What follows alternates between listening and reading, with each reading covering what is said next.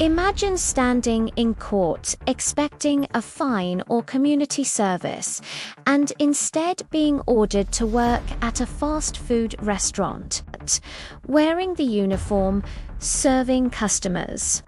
Not as a job you chose, but as part of a criminal sentence.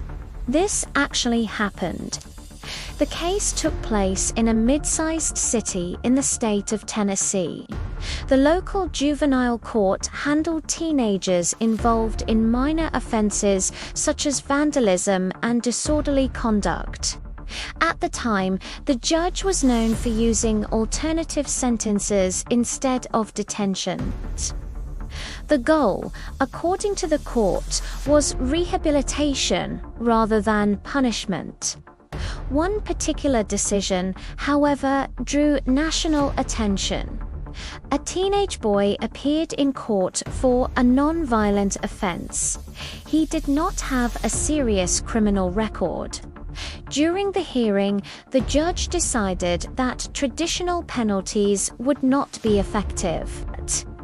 Instead, the court ordered the teenager to work for a fixed period at a local branch of a fast food chain. The sentence required weekly working hours.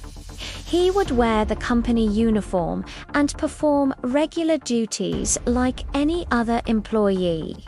The work was not voluntary. It was mandatory and tied directly to the court order. The judge stated that the purpose was to teach discipline, responsibility, and respect for authority. Soon after, local media reported on the unusual ruling.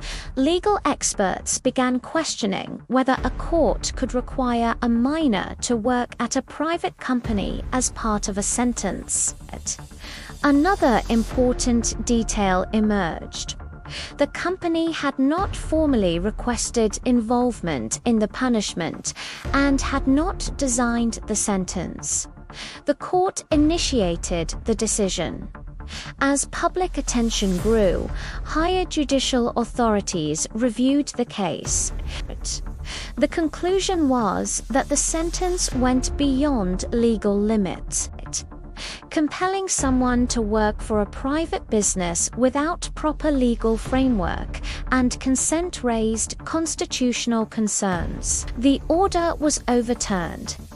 The teenager was released from the obligation to work. The judge received administrative discipline and was advised not to impose similar measures outside established legal boundaries. The case became an example in discussions about judicial discretion and the limits of alternative sentencing. This case shows that courts have authority to apply the law, but not to invent punishments outside legal structure. Even when the intention is educational, judicial decisions must respect constitutional principles and labor laws. Work cannot be imposed without proper legal basis. In the justice system, good intentions are not enough. Every sentence must remain within the limits of the law.